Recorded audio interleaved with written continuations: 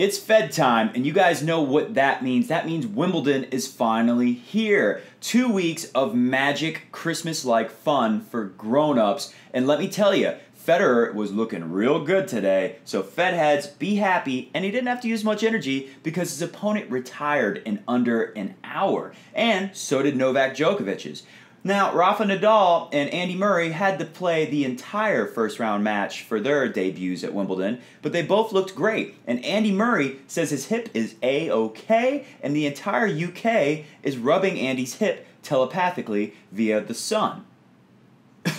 We'll get into that one later. Also, fans are angry about these retirements. In fact, there were several retirements in the first round of Wimbledon this year, and that leads to some fans saying they're not getting their money's worth. Now, call me a crazy person, but I think no matter how much I spend, if I get to see Roger Federer for 44 minutes on center court, I'm happy, especially after the way he played today, proving to everyone why he's Wimbledon 2017's favorite. All that and more on today's edition of Coffee Break Tennis. Hit the music!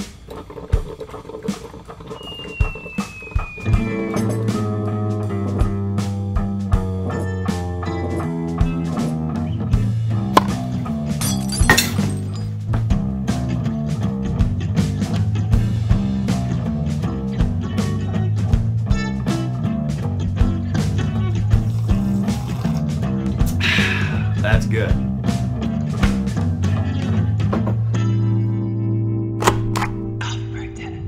Welcome to Coffee Break Tennis, the fastest growing tennis talk show in the world and part of Peter Freeman's top 10 rated online tennis instruction channel, Crunch Time Coaching. So like, comment, subscribe to us if you love tennis, and especially if you are a tennis player, because like I said, Crunch Time Coaching, we are a top 10 rated online tennis instruction channel. And hey, tennis players, while I have your attention, if you're feeling stressed out from the retirements, if the media's hyped up the Fed Nadal final so much that the expectations are killing you, you might be gripping your racket too tight. You might be getting tennis elbow. So click right here and totally for free, download right now my tennis elbow specific dynamic warm-up.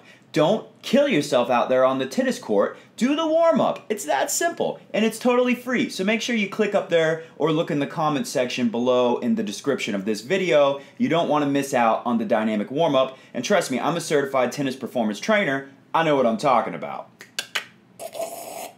First up, let's talk about these retirements. And I'm going to read from some tweeters right here on my computer. There's been a lot of heated debate on this one. So after Dogopolov retires in his match against Roger Federer, he tweets out this: "I had more journalists asking about my retirement today than when I win matches. Funny stuff." Not so funny to the fans that responded to this Twitter. Not funny for the fans, 7 retirements and counting in the first round. Hilarious for those who queued all night and paid a fortune to watch. For those of you who don't understand the UK talk, queued means they waited in line all night, kind of like how people wait for the Super Bowl overnight camping out just to get some Super Bowl tickets.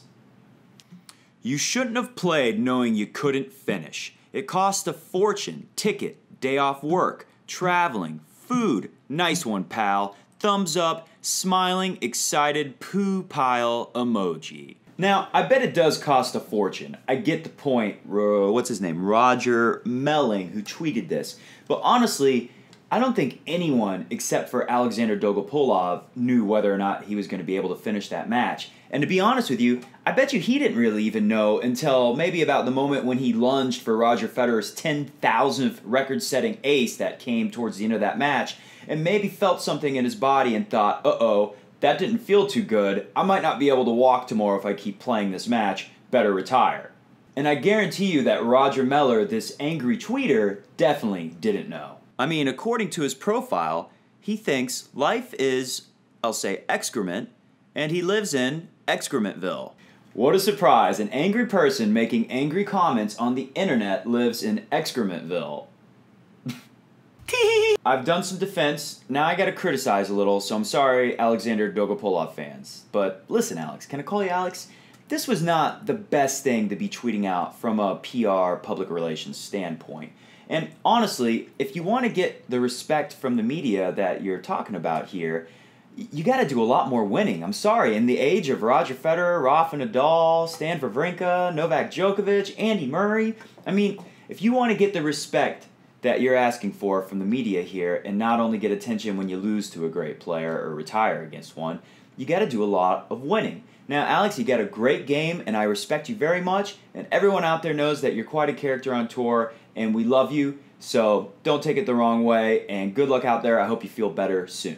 Now, I can argue that I don't feel so bad for fans because, like I said before, I would love to have the opportunity to go see Roger Federer play just one set of tennis on center court at Wimbledon, and that's the bucket list. I kicked it. I'm good. I'm good for the rest of my life. That's all I want. I mean, okay, I'd like to see a lot more, but hey, I would be happy with that. So it's rough for that to happen for the fans, but like I said before, no one really knows how these players feel, and I bet you Dolgopolov or Klizan, who lost to Djokovic and had to retire in the second set, there's a good chance those guys really believed that they could go out there and win the match, or at least, put on a good show and play a good match. Think about it. If you're playing Roger Federer, if you're playing Novak Djokovic, do you understand what it's like to have to chase down the balls those guys are able to produce? I mean, you might go out there feeling like, ooh, I have a little tiny sore spot right here. My hip's a little hurt. And then you chase after Roger Federer's serves and forehands for half an hour, and you think, okay, I'm really hurting now. This is dangerous. If I'm the player, I say go out there, try your best, and if you think that you're actually doing damage to your body and your career at some point in the match, pull out in a second, right away. Get out of that match. Don't do any more damage. Don't hurt your career. It's not worth it. Sorry, fans. And in a shameless plug for my new tennis elbow dynamic warm-up, like I said, I'm the fitness guru at Crunch Time Coaching, and if you think that you might be doing serious damage to your recreational tennis career, click right here and stop tennis elbow right now. Final thoughts on this retirement issue. I think Andy Murray called it perfectly back in 2015 at the US Open when they had 12 retirements in the first round. Andy Murray said, "For me, it's such an easy thing to fix. If a player is injured and they're directly into the main draw by right, just give them the first round prize money, allow the lucky loser to step in, they would be delighted, and the players don't have to go on the court and embarrass themselves. With the match, I was thinking, what's going on? If I had paid money to watch that, I would be annoyed." This is a great idea.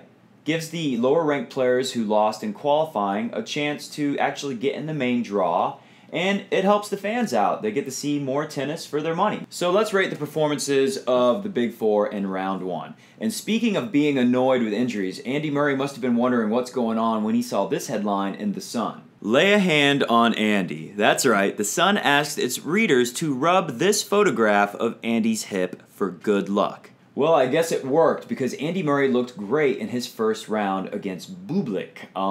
He won his straight sets and he was moving well. Now, you guys might not have ever heard of Bublik, but that's not really the important thing here because Andy Murray was moving well, and if the hip was bothering him, you can't tell from his movement. And if he's moving well against Bublik, he's going to move well against players who are ranked much higher than Bublik as he progresses further into the rounds of Wimbledon. Now, with that said, I see a downside of this. What if Andy was just pumped up on anti-inflammatories?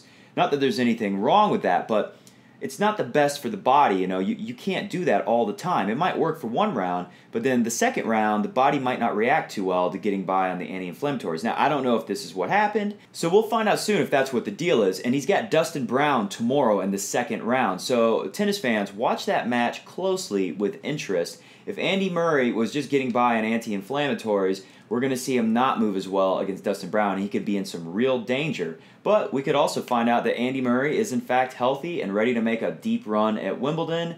Watch out, Rafa. Andy Murray is good on grass. All right, next up we got Rafa. Now, Rafa, he hadn't played a match on grass since he lost to Dustin Brown in 2015 at Wimbledon. Ironically, it was Dustin Brown, but he doesn't have to play him this time, so no worries. That's Andy's problem now. Now, Rafa played Millman. This is a guy who really isn't able to do much damage to Rafa, wasn't able to put any pressure on him. But Rafa moved great. He hit the ball great. He looked awesome. With that said, he's got guys like Kachanov and Mueller and Čilić around the corner just waiting for him. And I guarantee you, those guys can do a lot more damage than Millman was able to do, and a lot more damage than his second round opponent, Donald Young, will be able to do when Rafa returns to the court tomorrow. Okay, next up is our Eastbourne champ, Novak Djokovic, who looked incredible in his first round match and got off the court in 40 minutes. That's right, Clizan retired after 40 minutes of play, which really puts a dent in my Djokovic will be too tired to be a threat to Federer in the semifinals theory. Djokovic gets a lot of rest now, having to only put in 40 minutes of work. Upside to that, Roger Federer only had to put in 44 minutes of work. But you know what, Novak fans? I'm happy for you guys because your man looks great. And we've just known all year long, no matter how much Djokovic struggled, he was going to bounce back eventually, and it looks like this might be it. But don't worry, Fedheads, my Juan Martín del Potro will stop Djokovic in the third round theory is still alive and well, but I don't think Novak will have any problems when he plays his second round match against the 138th world-ranked Adam Pavlicek.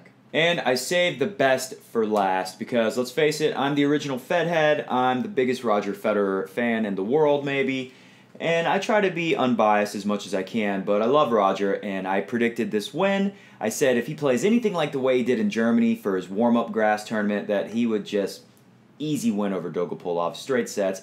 And the good news for Fedheads is he didn't even have to do all three of the straight sets. He got out of there in 1.5 sets in 44 minutes, and he played great. The forehand was awesome. I've heard some people say, oh, Federer's backhand didn't really impress me. He didn't really need to do anything with his backhand. He did so much damage with the serve and the forehand. I mean, he returned well on the backhand. What more can you ask for? At one point in the second set, I believe in the second game, Federer's serving, and Federer runs wide for a backhand that he lunges for. It looks like, you know, almost like you're going to fall over. This is a ball that's so far away from him. And he somehow hits this magical drop shot winner. I think the backhand looked fine, and I think the forehand and the serve were scary. In fact, the serve was so scary that Roger Federer hit several aces, including his 10,000th ace. That's only the third person to get 10,000 aces. Can you believe that? Roger Federer is in that exclusive club, and the other guys, Karlovic and Goran Ivanisevic, those guys could really pound a serve, and they're like a foot taller than Roger Federer. So for 6'1" Roger Federer, who doesn't hit his serve on average as fast as those guys by any means, to get into that exclusive 10,000 or more aces club, it's a pretty big deal.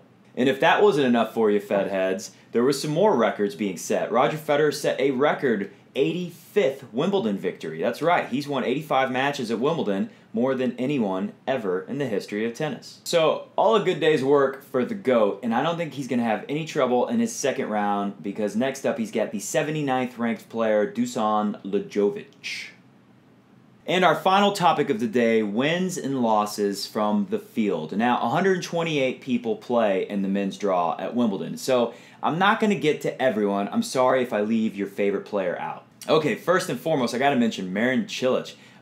First off, when I saw the draw, I said immediately, okay, this guy's the biggest threat to Rafael Nadal, and I think he's got a real chance to make the final. Obviously, he'd have to beat Nadal, but Čilić is a threat this year. He's for real, and he didn't have the luxury of playing some easy player that you've never heard of in the first round. He had to play Philip Kohlschreiber, who's a really good grass court player, and Čilić utterly destroyed him. So watch out, guys. Čilić is for real, and Nadal better be ready for that serve, that forehand. Watch out. Čilić he's big time. He's for real. Other noteworthy mentions, Ryan Harrison, a personal favorite of mine. I was thrilled to see him make it to the second round. Dominic Thiem looked good in his straight sets win over Vasek Popsicle, and I gotta mention that match because it's the last time I can make my popsicle joke. Del Potro keeping the Joker upset hopes alive, winning in 4 over Kokkinakis, who's a pretty good player. Tomas Berdych made it to the second round with a tough first-round opponent, Jeremy Chardy. Good job. Jo-Wilfried Tsonga is alive and through to the second round. And of course, one of my favorites, the baby Fed, sorry, I know he doesn't like that name, Grigor Dimitrov made it through in the first round and is keeping the hopes alive for the fourth round meetup with Roger Federer. Us Fedheads would love to see that one because we know how that always goes. Now let's talk about the upsets. Stan Wawrinka is out. I called that one, as you can see here on my tweeter.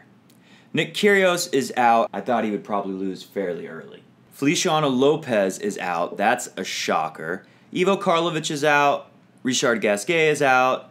And Bernard Tomic is out, which is an entire video in itself. We'll save that for another time. And finally, not shocking, but very noteworthy, Tommy Haas one of my all-time favorites, finished his final Wimbledon match as the sunset, according to him in his own tweet. Tommy, love you, man. Now, of all those guys that I noted that were upsets, none of them that I have as high of expectations for as Feliciano Lopez. This is really a heartbreaking story after seeing him win in Queen's Club. He won a very tough match. You could tell it really meant a lot to him to win that tournament. And, you know, I think he's 35 or 36 now. So, you know, he doesn't have a whole lot of time left, and he's really good on grass, and everyone wanted to see him do well at Wimbledon. Now, the scoreline alone should tell you guys that Feliciano Lopez gave it everything he had. You know, he battled in a tough first set, 7-5. Then when he loses 6-1, 6-1 in the second and third sets, that tells you that the injury was probably having an effect on him at that point. And then when he keeps the final set close and decides to retire at 3-4, that tells me that he was giving it everything he had and then realized this is doing more damage than good for my career, and I've just got to stop before I really hurt myself. So with all the controversy with the retirements and everything, I've got to say right there, if I was a paying ticket holder sitting in that crowd watching Feliciano Lopez, I wouldn't be upset at all when he retired. In fact, I would be honored to say I was there to see a great player in Lopez give it everything he had to stay alive in that match. Well, all right, that is about it for us. Thank you for tuning in and watching this episode of Coffee Break Tennis. Like I said before, if you're a tennis player, click right here, get my dynamic warm-up. Don't let tennis elbow hurt your game. Anyways, thanks for tuning in, guys, and we'll see you very soon. That's good. See you next time.